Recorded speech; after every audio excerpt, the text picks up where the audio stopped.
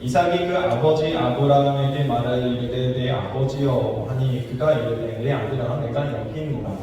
이삭이 이르되 불과 나무는 있거니와 번제할 어린 양은 어디 있나이까. 아브라함이 이르되 내 아들아 번제할 어린 양은 하나님이 자기를 위하여 친히 준비하시리라 하고 두 사람이 함께 나아가서 하나님이 그에게 일러주신 곳에 이른지라. 이에 아브라함이 그곳에 제단을 쌓고 나무를 버려놓고 그의 아들 이삭을 결박하여 제단 나무 위에 놓고 손을 내밀어 하고 그 아들을 잡으려 하니 여호와의 사자가 하늘에서부터 그를 불러 이르시되 아브라함아 아브라함아 하시는지라. 아브라함이 이르되 내가 여기 있나이다 하매 사자가 이르되 그 아이에게서 내 손을 내지 말라 그에게 아무 일도 하지 말라 내가 내 아들에게 국자까지도 내게 아프지 아니하였으니 내가 이제야 내가 하나님을 경외하는 줄을 아노라. 아브라함이 눈을 들어 살펴본즉 한 순양이 뒤에 있는데 뿔이 숯불에 걸려 있는지라. 아브라함이 가서 그 순양을 가져다가 아들을 대신하여 번제로 드렸더라. 이에 아브라함이 하나님을 이름을 여호와이라 하였으므로 오늘날까지 사람들이 이르기를 여호와의 산에서 준비되리라 하더라. 아멘. 기도하겠습니다. 사랑의 하나님 감사합니다. 오늘도 귀한을 허락하시고 또한 이렇게 부족한 중이 두려움과 떨림으로 주의 말씀을 나누게 하시니 감사를 드립니다. 하나님 우리가 나누는 이 말씀이 하나님의 살아 역사는 말씀이 되게 하셔서 오늘도 전하는 자나 듣는 자에게 있어서 생명의 말씀이 되게 하셔서 우리의 심령에 새겨지게 하시고 심겨지게 하셔서 30배, 60배, 100배의 아름다운 결실을 맺을 수 있도록 주님 도우시고 역사하여 주시옵소서. 특별히 그 열매의 풍성함과 아름다움을 이 세상 가운데 밝히 보여줄 수 있게 하셔서 이 세상이 하나님의 살아계심을 깨닫고 주님께 돌아오는 역사가 있게 하여 주시옵소서. 오늘도 주님의 거룩한 성령님께서 우리를 지키시고 보호하시고 인도하여 주셔서 그 아름다운 놀라운 역사를 기이한 일들을 행하여 주옵소서. 그동안 예수님의 이름으로 간절히 기도하옵나이다. 아멘. 한번 따라해보도록 하겠습니다. 여호와 이래 여호와 이래 하나님을 보다. 하나님을 보다. 이 시간에는 여호와 이래 하나님을 보다라는 말씀을 제목으로 가지고 나누고자 합니다. 우리가 예수님의 이름으로 모인 교회라고 하나의 표어를 정확을 달려왔는데 우리가 한 해를 되돌아보면서 주님의 이름이 어떠한 능력이 있는가 또 그 이름 가운데 주님께서 어떻게 행하셨는가를 우리가 기억해 보면서 이 한 해의 마무리를 좀 했으면 좋겠습니다. 특별히 성경에서는 이 하나님에 대해서 하나님이 어떠한 분인가 하나님 스스로 하나님 자신을 소개하는 것을 볼 수가 있습니다. 그러나 사실 이 하나님은 다른 수식어나 전치사가 필요 없으신 분입니다. 왜냐하면 하나님 그분 자체가 전지전능하신 분이십니다. 하나님 자체가 권능을 행하시는 분이십니다. 모든 만왕의 주가 되시기 때문에 굳이 하나님 앞에 무언가를 붙이거나 우리가 더할 필요가 없는 것이죠. 그럼에도 불구하고 왜 성경은 하나님에 대해서 수식어나 이 전치사를 붙여서 우리에게 말씀해 주고 있는가? 그것은 우리가 하나님을 바로 알아야 되는데 우리가 하나님을 바로 알지 못하고 우리가 하나님을 전능하신 하나님이라고 우리가 알고는 있지만 우리의 삶 가운데 그 전능하신 하나님을 믿지 못하는 삶의 태도와 이 방향이 여전히 있기 때문에 하나님께서는 내가 얼마나 전능한지 우리에게 밝혀 보여주시기를 원하신다는 것이죠. 하나님께서 그래서 자기 자신을 소개하면서 나는 이러한 능력도 있고 난 이러한 것도 행할 수 있고 이러한 것도 할 수 있는 자다라는 것을 우리에게 보여주시는 이유는 바로 하나님께서 우리를 향한 사랑이시고 은혜이시고 또 그 은혜 가운데 우리가 살아가기를 원하시는 하나님의 바램이기 때문에 그런 것이죠. 우리가 가끔 이러한 사람들이 있어요. 내 이름을 거론하면서 나 누구야? 라고 얘기하는 거죠. 나 누구야? 라고 이야기하는 이유가 뭐예요? 내 이름 안에 이미 나를 표현할 수 있는 그 명암적인 요소가 다 들어있다는 거예요. 내가 누군데 나를 몰라? 나 누구라니까? 마치 우리가 하나님이 그러시다는 거예요. 하나님은요, 솔직히 뭐 하나님 하면 우리는 알아들어야 되는데 알아듣지 못하는 우리의 삶의 모습이 얼마나 안타깝겠습니까?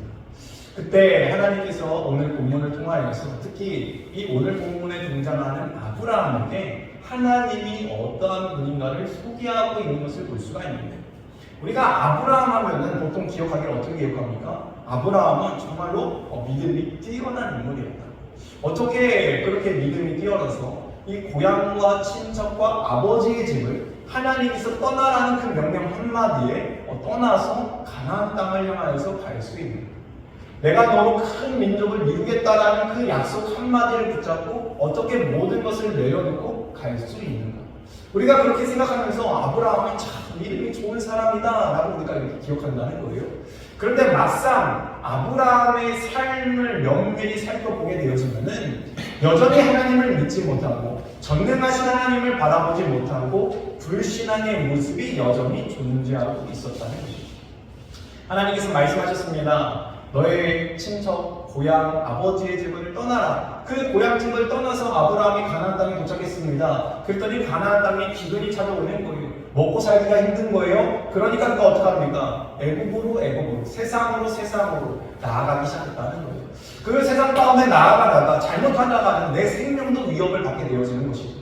그러니까 자신의 아내를 이 무리라고 속이면서 자신의 생명을 연장하려고 합니다. 그러다가 덜컥 자신의 아내까지 빼앗기게 되어지는 거예요. 그러면서 그 삶의 모습을 살펴볼 때 아무것도 하지 못하고 거짓말하고 세상을 따라 살아가고 있는 아브라함의 모습이 과연 우리가 기억하고 있는 믿음의 조상의 모습인가? 신앙인의 모습인가 살펴볼 때 전혀 그렇지 않죠. 또 아브라함이 결국에는 이 하나님의 약속을 믿고 떠나갔는데, 하나님께서 분명 너로 큰 민족을 이루시겠다고 약속하셨는데, 이 큰 민족을 이루기 위해서는 이 자식이 있어야 될 거 아니에요. 아들이 있어야 될 거 아니에요. 그런데 자식 한 사람도 나에게 주어지지 않는 거예요.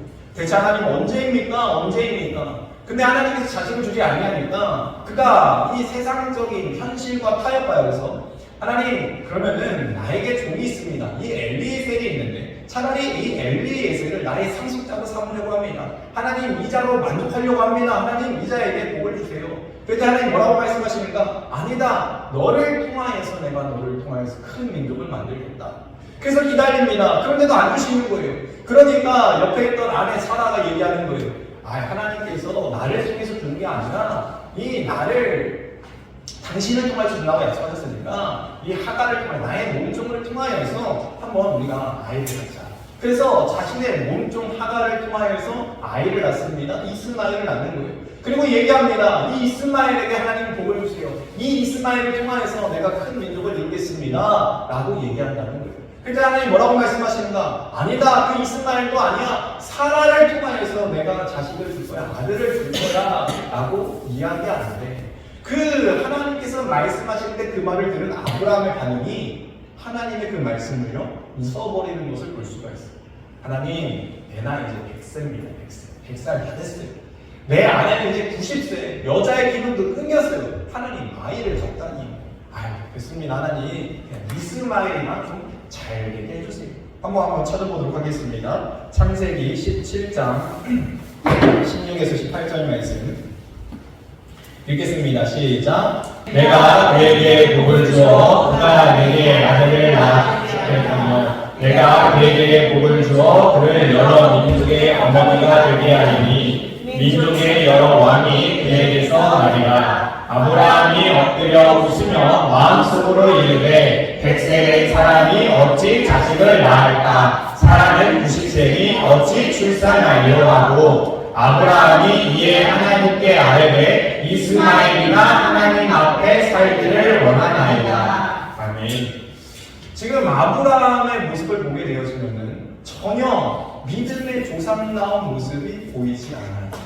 하나님께서 내가 이렇게 행하겠다, 아들을 주겠다 라고 이야기했지만 믿지 못하고 받아들이지 못하고 하나님 됐습니다. 저는 그냥 이 정도에 만족할게요.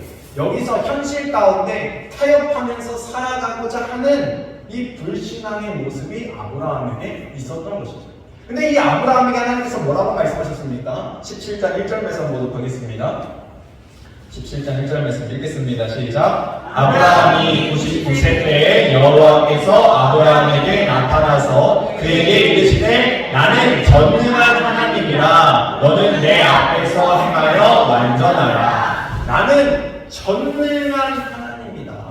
하나님 스스로가 하나님께서 자기 자신을 소개할 때 나는 전능한 하나님이야. 못하는 것이 없는 내가 바로 그 전능자다 라고 얘기해 주었지만 아브라함이 받아들일 때는 전능한 하나님을 믿는 게 아니라 현실과 타협하고 세상과 타협하며 살아가고자 하는 불신앙의 모습이 있었다는 거예요.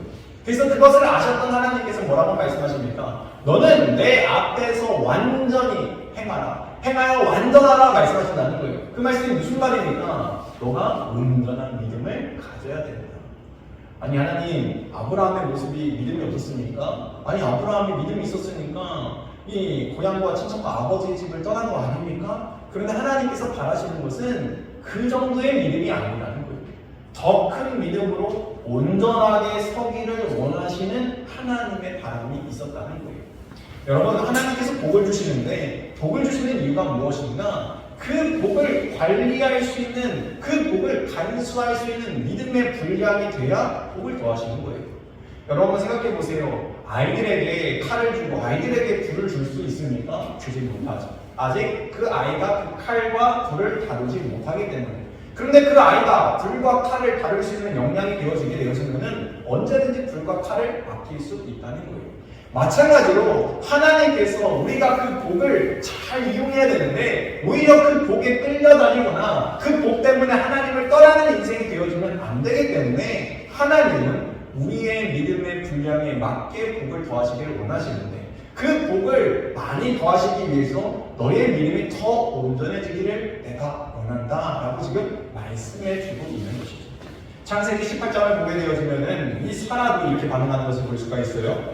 한번 보도록 하겠습니다. 창세기 18장 11에서 15절까지 말씀 읽겠습니다. 아브라함과 사라는 나이가 많아 늙었고 사라에게는 여성의 생리가 끊어졌는지라. 사라가 속으로 웃고 이르되 내가 모세하였고 내 주인도 늙었으니 내게 무슨 즐거움이 있으리요. 여호와께서 아브라함에게 이르시되 사라가 왜 웃으며 이르기를 내가 늙었거늘 어떻게 아들을 낳으려 하느냐. 여호와께 응하지 못한 일이 있겠느냐. 기한이 이를 때 내가 내게로 돌아오리니 사라에게 아들이 있으리라. 사라가 두려워서 부인하여 이르되 내가 웃지 아니하였나이다. 이르시되 아니라 내가 웃었느니라.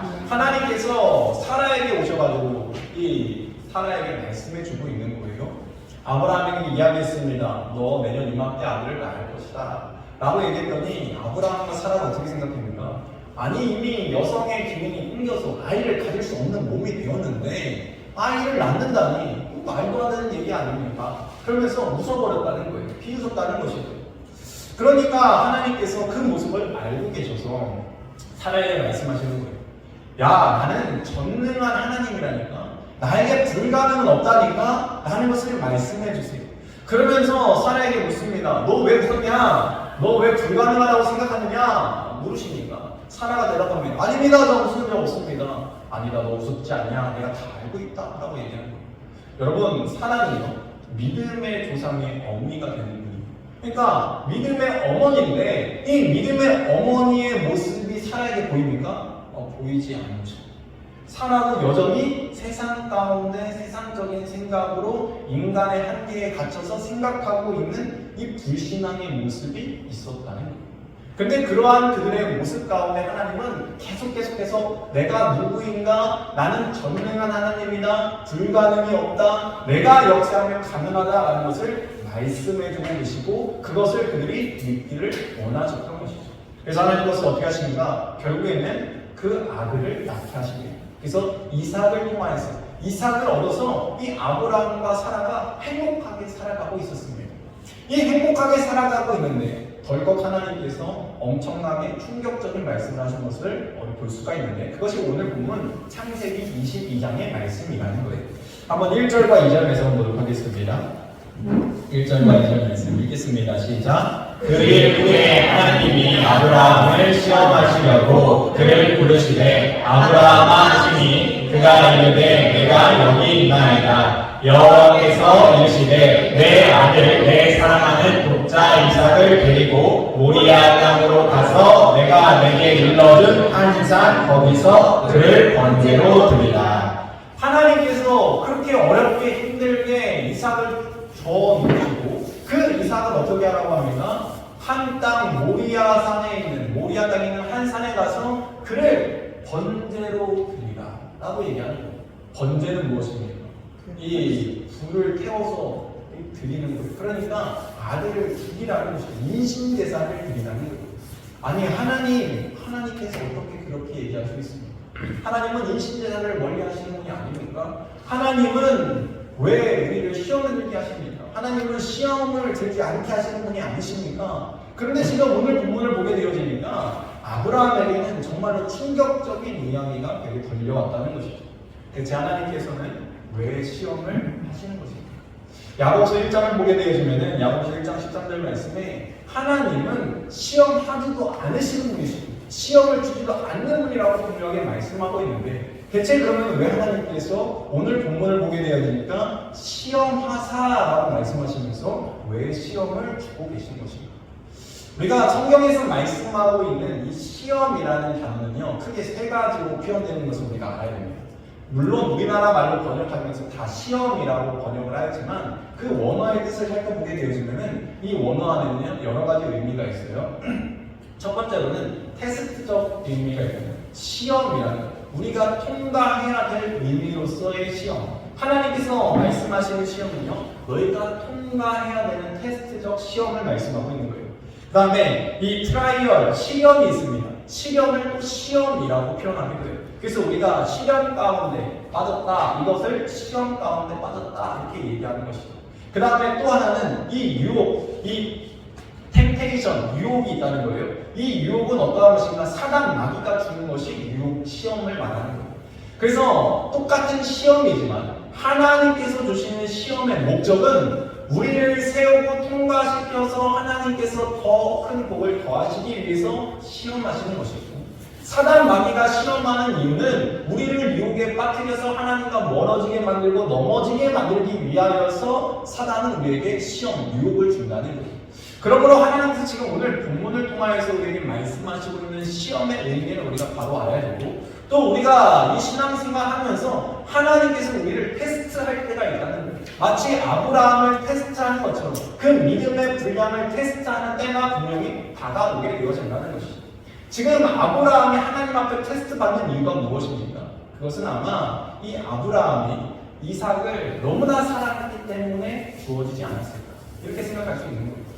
아브라함이 정말로 늦게 아들을 얻었어요. 여러분 안 그래도 자식 한 사람 하나 한 명 있는 거 얼마나 귀하겠습니까? 안 그래도 사랑스러운데 더 늦게 얻었다는 거예요. 불가능 가운데 얻은 그 아들은 얼마나 더 귀했습니까? 그래서 그 이삭을 너무나 사랑했는데 오늘 보면 2절을 보게 되어집니다. 내 사랑하는 아들, 내 독자 이삭이라고 말씀하고 있어요. 그러니까 하나님께서 봐도 얘가 아니 나보다 더 이삭을 사랑하는 게 보인다는 것이죠. 그래서 너가 정말로 나를 사랑하냐 이삭을 사랑하냐 둘 중에 누구를 더 사랑하냐 한번 하나님이 그 믿음을 재보시는 거예요. 그래서 이 이삭을 모리아산에 번제로 드려라 라고 말씀하고 있는 것이죠. 여러분 만약 우리였으면 어떻게 했겠습니까? 우리였으면 아마 울고불고 난리가 났을 거예요. 하나님 이게 맞습니까? 하나님 뜻이 맞습니까? 라고 하면서 우리가 기도했겠죠. 그리고 나서 우리가 타협했을 거예요. 아 이거는 하나님의 뜻이 아닌가 보구나. 하나님이 그렇게 말씀하실 리가 없어. 그래서 부정했을 거라는 거예요.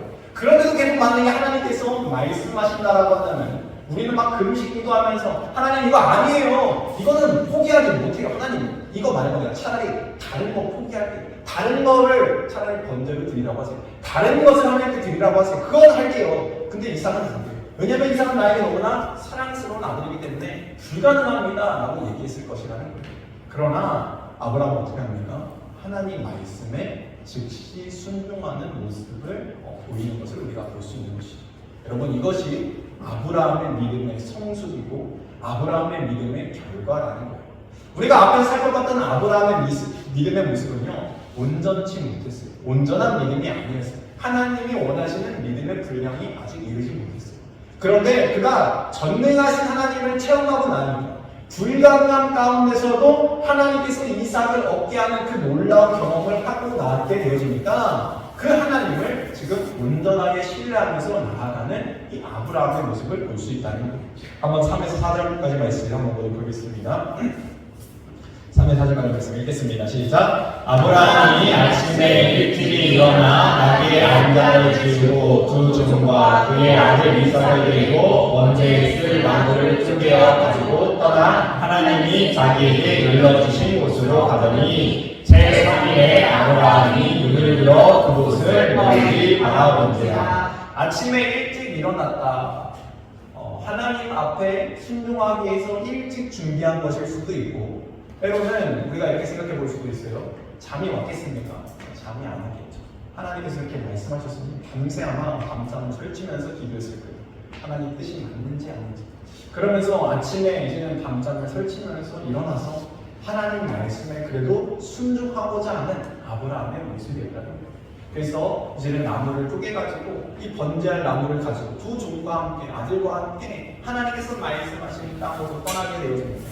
3일을 걸어갑니다. 그 3일을 걸어가면서 얼마나 마음이 어렵겠습니까? 그럼에도 불구하고 그는 하나님의 말씀 가운데 순종하며 나아가는 모습이 있다는 것이죠. 우리가 이 모리아산, 대체 모리아 땅에 있는 한 산은 어떠한 산인가? 우리가 성경을 보게 되면 놀라운 이 말씀이 그렇게 되어 있는데, 역대하 3장 1절 말씀을 보게 되어지면은 솔로몬이 하나님의 성전을 짓는데 예루살렘 모리아 산에 여호와의 전을 건축하였다. 그러니까 모리아 산은 어디입니까? 예루살렘 성전이 지어졌던 곳인 것을 우리가 알 수가 있어요.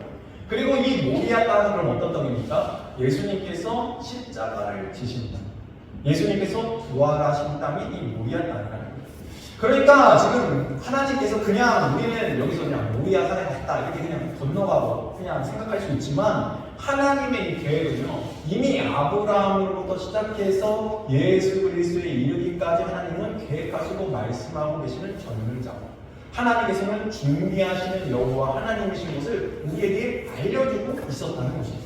아브라함이 이제는 모리아 땅으로 갔습니다. 산에 올랐습니다. 그리고 이제는 그 아들을 결박합니다. 그리고 그를 잡으려고 합니다. 그때 아들이 물어보는 거예요. 아니, 두 종을 이제는 산 밑에 내려놓고 아들과 함께 이 불을 가지고 칼을 가지고 올라가고 아들은 장작을 메고 올라갑니다. 근데 이상함이 있는 것이 뭐가 이상합니까? 대체 이 번제할 어린 양 어디 있습니까? 번제할 양은 어디 있습니까? 재물 어디 있습니까? 이게 궁금한 것이죠. 그래서 이삭이 물어봅니다. 그랬더니 7절 8절 말씀 한번 보도록 하겠습니다. 7절 8절 말씀 한번 읽겠습니다. 시작. 이삭이 그 아버지 아브라함에게 말하여 이르되 내 아버지여 하니 그가 이르되 내 아들아 내가 여기 있노라. 이삭이 이르되 불과 나무는 있거니와 번제할 어린 양은 어디 있나이까. 아브라함이 이르되 내 아들아 번제할 어린 양은 하나님이 자기를 위하여 친히 준비하시리라 하고 두 사람이 함께 나아가서, 아브라함이 뭐라고 대답합니까? 하나님께서 자기를 위하여 친히 준비하실 것이다 라고 얘기하고 올라가고 있는 것을 볼 수가 있습니다. 아브라함은 지금 준비하실 하나님을 믿고 있는 거예요. 지금까지 아브라함의 모습은요, 하나님에 대한 불신앙의 모습이 존재하고 있었습니다. 그런데 지금 이 모리아 산에 올라가고 있는 아브라함의 모습을 보게 되어지면은 전적으로 하나님을 의지하고 믿고 있는 모습을 볼 수 있다는 거예요. 여러분, 우리가 생각해 봤을 때 아브라함은 올라가서 이제는 그 아들을 결박하고 번제로 드리기 위해서는 그 아들을 죽여야 돼요. 그리고 각을 떠야 돼요. 피를 쏟아야 되고요. 그 안에 있는 내장들 천을 다 꺼내야 돼요. 정말로 끔찍한 일을 행해야 된다는 거예요. 그리고 다 불태워서 올려드려야 된다는 것이죠. 그것을 행하기 위해서 준비하고 올라가고 있는데 아들이 물어보는 거예요. 그때 무슨 마음으로 나왔을까? 그런데 아브라함은 믿음으로 고백하고 있는 거예요. 하나님께서 준비하셨다. 하나님께서 자기를 위하여 이미 준비해 놓으셨다라는 것을 믿음으로 고백하고 있다는 거예요. 히브리서 11장 19절 말씀을 보게 되어지면은 이 히브리 기자는 이거에 대해서 어떻게 기록하고 있는가 한번 보도록 하겠습니다. 읽겠습니다. 시작. 그가 하나님이 능히 이삭을 죽은 자 가운데서 다시 살리실 줄로 생각한지라. 비유컨대 그를 죽은 자 가운데서 보고 받을 것이니라. 이 아브라함은 어떠한 믿음을 가지고 올라갔는가? 이 후대 히브리 기자는 이렇게 기록하고 있습니다. 만약에 아브라함이 이삭을 죽인다 하더라도 하나님께서 이삭을 통하여서 큰 민족을 이루겠다라고 약속하셨기 때문에 그 이삭의 씨가 번성해야 되는데 이 죽으면 끝나는 거 아닙니까? 그러니까 하나님께서 다시 이삭을 살릴 것을 믿으면서 나아갔다는 거예요. 그 믿음 가운데 순종했다는 것이죠. 여러분, 이것이 바로 아브라함의 믿음이라는 거예요. 여러분, 아브라함은 믿음에서 믿음으로 나아가는 모습이 지금 보여지고 있는 것을 우리가 볼 수가 있죠. 한번 앞에 다시 로마서 1장 17절 말씀 한번 잠깐 보도록 하겠습니다. 로마서 1장 17절 말씀 읽겠습니다. 시작. 복음에는 하나님의 의가 나타나서 믿음으로 믿음에 이르게 하니 기록된 바 오직 의인은 믿음으로 말미암아 살리라 함과 같으니라. 아멘. 그렇습니다. 믿음의 사람은 믿음에서 믿음으로 나아가는 삶을 살고 그 믿음의 사람은 결국 믿음으로 살아간다는 거예요. 여러분, 우리가 세상을 살아갈 때 세상에서는 우리가 세상적인 방법과 세상적인 방향과 세상적인 계획을 가지고 세상에서는 그렇게 살아가야 된다고 생각하지만 우리 그리스도인들은 세상에 나아가서도 세상적인 방법이 아니라 세상의 방법이 아닌 하나님의 말씀을 믿음으로 그 믿음 가운데 믿음에서 믿음으로 나아가는 삶으로 살아가야 된다라고 말씀하고 있는 것이죠. 그래서 믿음의 사람은 믿음으로 말미암아 살아가는 삶을 우리가 살아가게 되어지는 것이죠. 이것이 바로 하나님께서 아브라함에게 원하셨던 모습이고 우리 그리스도인들에게 원하시는 모습이라는 거예요. 그러므로 우리는 믿음으로 말미암아서 믿음으로 살아가는 삶, 이 모습이 지금 아브라함 가운데 있었던 것을 우리가 알 수 있는 거예요. 그래서 히브리서 11장 1절을 보게 되면 이 믿음이 무엇이라 말씀하고 있는가? 한번 읽겠습니다. 시작. 믿음은 바라는 것들의 실상이요 보이지 않는 것들의 증거니. 지금 눈앞에 보이지 않아요. 그런데 이 믿음은 보이지 않는 것을 보는 것이 믿음이다 라고 말씀하고 있어요. 그리고 결국에는 그 보이지 않는 것을 바라보는 그 믿음을 통하여서 하나님이 일하여 주신다는 사실을 우리가 깨닫게 되어지는 것이죠. 여러분, 우리가 생각했을 때 신앙생활 처음에 할 때는 도대체 말씀과 이 현실의 삶이 너무 동떨어진 얘기처럼 들릴 때가 있어요. 아니, 말씀대로 도대체 어떻게 살아가라는 거야? 현실의 삶이 이런데, 현실의 상황이 이런데 어떻게 우리가 말씀대로 살 수 있어? 어느 정도 타협하면서 어느 정도 세상의 방법을 따르면서 우리가 살아가야 되는 것이 맞는 거 아니냐라고 우리가 그렇게 생각한다는 거예요. 그런데 여러분, 한번 우리가 믿음 가운데 다시 살펴보게 되어지면 우리가 믿음의 눈으로 살펴보게 되어졌을 때 우리의 삶을 인도하시고 결국에는 그 믿음으로 반응했을 때 믿음의 일을 이루신 하나님의 놀라운 기적과 역사가 있었다는 거예요. 믿음으로 반응했더니 하나님께서 그 믿음 가운데 놀라운 역사를 이루셨던 것을 우리가 깨닫게 되어진다는 거예요. 마치 이 믿음으로 우리가 바라보는 것이죠. 우리가 세상적인 관점으로 바라보면 전혀 보이지가 않아요. 그런데 우리의 삶을 되돌아봤을 때 정말로 내가 이렇게 문제가 있고 어려웠는데 하나님이 정말로 말씀대로 이루셨네. 하나님이 정말로 그 기도한 대로 이루셨구나 라는 것을 우리가 깨닫게 하신다는 거예요. 그것이 바로 무엇인가? 우리의 믿음을 성장하고 성숙시키는 하나님의 방법이라는 거예요. 아브라함은 불신앙이었어요. 하나님을 온전히 믿지 못했어요. 여전히 세상과 타협하며 살아가려고 했어요. 그런데 하나님께서 나는 전능자다 라고 말씀하시면서 정말로 전능하심을 그의 삶 가운데 한번 보여주고 나니까 아브라함에게는 하나님을 적극적으로 신뢰하고 믿고 따르는 모습이 있다는 거예요. 그래서 그가 불신앙의 모습이 아니라 성숙한 신앙의 모습을 가지고 하나님 앞에 나아가는 아브라함의 모습이 있었던 것을 우리가 알 수 있는 것이죠. 12절 말씀 보도록 하겠습니다. 12절 말씀. 이제 아브라함이 이제는 죽이려고 할 때 어떻게 반응하신가 읽겠습니다. 시작. 사자가 이르시되 그 아이에게 내 손을 내지 말라. 그에게 아무 일도 하지 말라. 내가 내 아들 내 동자까지도 내게 아끼지 아니하였으니 내가 이제야 내가 하나님을 경외하는 줄을 아노라. 내 아들 내 동자 네가 그렇게 사랑한다라고 얘기했던 그 아들을 정말로 나보다 아끼지 아니하는구나. 야, 네가 이제는 정말로 이 모든 것들보다 세상에 있는 것들보다 나를 더 사랑하는구나. 야, 이제 이제 네 믿음 알겠다. 이제는 됐다. 이 정도면은 너 이제는 열방의 아비가 될 준비가 되었어. 너를 통해서 큰 민족을 이룰 내 계획을 이룰 때가 되었어. 이제 너 합격했다. 네가 나를 이제 경외하는 줄 알겠다라고 말씀하시면서 그 일을 멈추셨다. 여러분, 우리가 이렇게 우리의 삶 가운데 때로 하나님께서 우리의 믿음을 재보실 때가 있어요. 너 정말 이것도 포기할 수 있니? 여러분, 사랑이라는 게 무엇인가? 사랑이라는 건요, 포기하는 만큼 사랑합니다. 여러분, 부모가 자녀를 사랑하기 때문에 자녀 때문에 포기하는 것들이 있어요. 그 포기하는 것만큼 사랑하는 거예요. 마찬가지로 하나님을 우리가 사랑한다라고 고백하죠. 그래서 우리가 시간도 드리고 물질도 드리고요, 헌신도 하고 여러 가지를 다 하나님 앞에 드린다는 거예요. 그게 무엇입니까? 내가 하나님을 사랑하기 때문에 포기했던 것이고, 그 포기하는 것이 곧 나의 믿음인 것이고 우리가 하나님을 향한 사랑이라는 거예요. 아브라함은 하나님을 위하여서 다 포기할 준비가 되었다는 거예요. 그러니까 그때 하나님께서 이제 되었다라고 말씀하시면서 하나님께서 준비하신 것을 보게 하십니다. 13에서 14절 말씀 보도록 하겠습니다.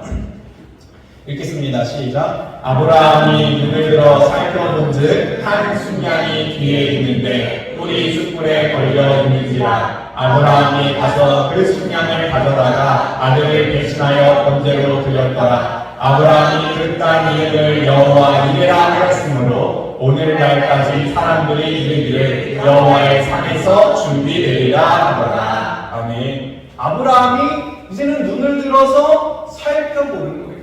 지금까지는 다른 게 보이지 않았어요. 하나님의 말씀에 순종해야 된다는 믿음을 가지고 아들 이삭을 어떻게 찾을까, 그것에만 바라보고 있었는데 하나님께서 이제는 그 믿음을 바라보시고 이제는 그 믿음의 시험을 통과하게 되어지니까 이제는 하나님께서 그 눈을 밝히 보게 하셔서 이 숯불 가운데 걸려 있었던 순양을 보게 하시는 것이죠. 그 순양을 통하여서 하나님께서 이제는 번제를 받으신 거예요. 그리고 이렇게 얘기합니다. 여호와 이레다라고 얘기하는 거예요. 여호와 이레라는 뜻이 무엇이라고 얘기합니까? 하나님께서 준비하셨다. 여호와 이레, 준비하신 하나님을 이야기하고 있는 것이죠. 아브라함이 아까 올라갈 때 뭐라고 고백했습니까? 하나님께서 미리 준비해 놓으셨을 거예요.